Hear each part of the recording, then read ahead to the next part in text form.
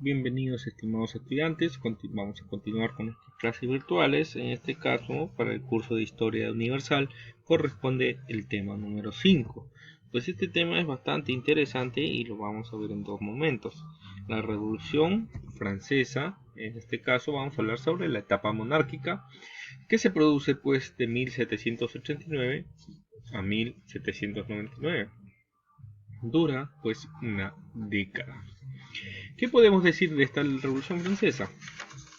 Pues en el siglo XVII fue la época de apogeo y esplendor de la monarquía francesa. En cambio, en el siglo XVIII, en el periodo de su decadencia, entró al periodo de decadencia bajo los reinados de Luis XV y Luis XVI. Francia experimentó su peor crisis. ¿Qué más podemos decir? Pues tenemos las etapas de la Revolución Francesa. Se da pues la implementación de estados generales, la Asamblea Nacional Constituyente, la Asamblea Legislativa, la Convención Nacional y el Directorio. Vamos a ver esas etapas. En este caso vamos a ver la primera etapa, los estados generales, Asamblea Nacional, la Asamblea Constituyente y la Asamblea Legislativa. ¿Está bien? Vamos a ver sobre ello. ¿Qué más tenemos en esta oportunidad? Bueno, ahí tenemos pues a Luis XVI con María Antonieta, ¿ya? Justamente expresan pues a estos dos personajes la etapa de crisis francesa y el inicio de la Revolución Francesa. Tenemos las causas de esta revolución, pues las políticas es que el absolutismo de los reyes de Francia muestran una incapacidad para gobernar, ¿no? Muestran una capacidad para gobernar, en este caso representado por Luis XVI. También una influencia de la ilustración sobre el pueblo. Mayormente la ilustración pues era un pensamiento, porque no habíamos mencionado sobre eso anteriormente. Económicas, pues existe un alto impuesto que lo pagaba solamente el pueblo. Existía una gran crisis agraria. La sequía de 1788 provocó un gran hambre. Sociales, pues la división de la sociedad francesa en tres estamentos o clases. Estaba la nobleza, que representaba el 2.5% de la población total, el clero, que pues era el 2.5% de la población total, y el pueblo, quien era considerado pues el tercer estado, que era la mayoría, ¿no? El 95% de la población, ¿no? Y las causas ideológicas es pues la influencia de la Ilustración, que habíamos mencionado anteriormente en un tema anterior, que era el movimiento filosófico que se desarrolla a plenitud en Francia. ¿Qué más tenemos en este tema? Pues la primera etapa de la revolución, etapa monárquica, que va de 1789 a 1792. Tenemos como primera parte los estados generales, será el 5 de mayo de 1789.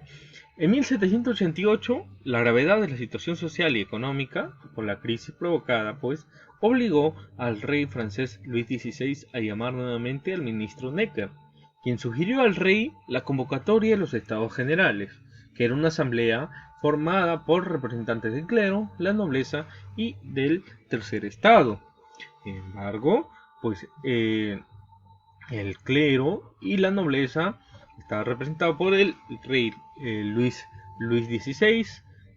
No querían conversar pues con el tercer estado, los tenían marginado y aislado. Por ello, este tercer estado convoca a una asamblea nacional, ¿no? Las confrontaciones entre los votos, entre los estamentos por la cuestión de voto. ¿Por qué? ¿Qué sucedía? Pues Luis XVI decía que existen tres estamentos, ¿no? El clero, la nobleza y el tercer estado. Y cada una vota por separado. No pueden votar de manera conjunta. Entonces esto creo que cosa, confrontaciones entre los estamentos por la cuestión del voto. A estas confrontaciones se sumó una discrepancia más seria. Los representantes del tercer estado no solo deseaban discutir el presupuesto, ¿no? No solo deseaban discutir el presupuesto, sino que proponían reformular la totalidad del sistema político de Francia. Para ello, se convocó a una asamblea nacional el 17 de junio de 1789. A esta Asamblea Nacional, pues, el rey francés Luis XVI le aplicó ciertas cuestiones represivas con la intención de que no se dé esta Asamblea Nacional. Les obligó, pues, o les privó de las reuniones, entre otras cosas. Sin embargo, el tercer estado, o la Asamblea Nacional, persistió en su existencia y en su importancia. Por ello, se da el juramento del juego de la pelota el 19 de junio de 1789. ¿Qué sucede? Luis XVI se apresuró a privar a la asamblea de su sala de reuniones como represalia. Sin embargo, la asamblea responde con el juramento del juego de la pelota, por el que se comprometía a no disolver la Asamblea Nacional hasta que hubiera redactado una constitución para Francia. Entonces le pusieron de cierta manera en jaque a Luis XVI, que a las finales terminó pues aceptando a la Asamblea Nacional, ¿no? Como vemos en esta parte, hablábamos ya de la Asamblea Constituyente y el inicio de la Revolución el 20 de junio de 1789. El rey cedió ante la Asamblea Nacional y pidió a los otros estados, es decir, a la nobleza y el clero, que se incorporasen pues a esta Asamblea Nacional. A pesar del que el rey ya había dado su brazo a torcer, tenía la intención de acabar con esta asamblea, por lo cual contrató mercenarios extranjeros y los centró en Versalles, con el fin de ¿qué? De acabar con esa Asamblea Nacional. Sin embargo, se constituye la Asamblea Constituyente, ¿no? Ya establecida con estos tres estados, la nobleza, el clero y el tercer estado. ¿Qué más tenemos? Pues tenemos que cuando el rey empieza a convocar a estos mercenarios extranjeros en las ciudades de Versalles con el fin de acabar con la Asamblea Nacional, pues se realiza la toma de la Bastilla.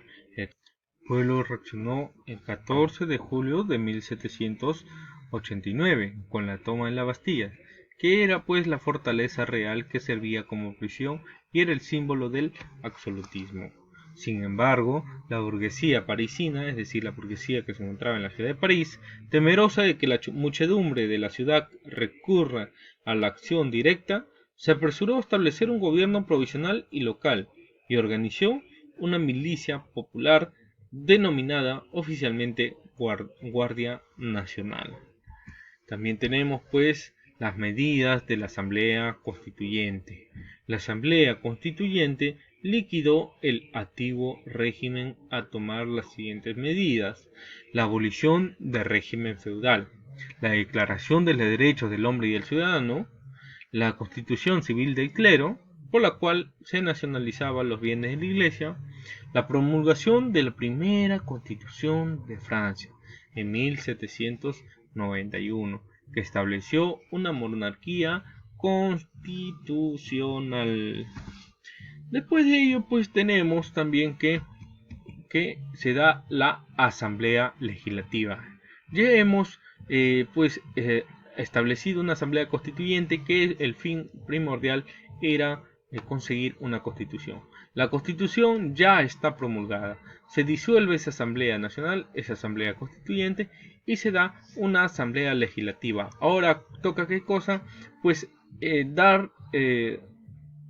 que la Constitución entre en vigor, es decir, empieza a legislar, empieza a aplicar esas leyes. Por ello se constituye la Asamblea Legislativa. Los hechos de la Asamblea Legislativa, pues el poder legislativo lo desempeñaba la Asamblea Legislativa y le tocó aplicar la Constitución promulgada en 1791. En agosto de ese mismo año, luego de la captura de la familia real en Berenes, el emperador Leopoldo II y el rey de Prusia amenazaron a los revolucionarios con una intervención militar. Sin embargo, la asamblea debatió y le declaró la guerra a Austria el 20 de abril de 1792. Ahí están pues aquellos personajes que vamos a hablar ahora, que son los sans-culottes.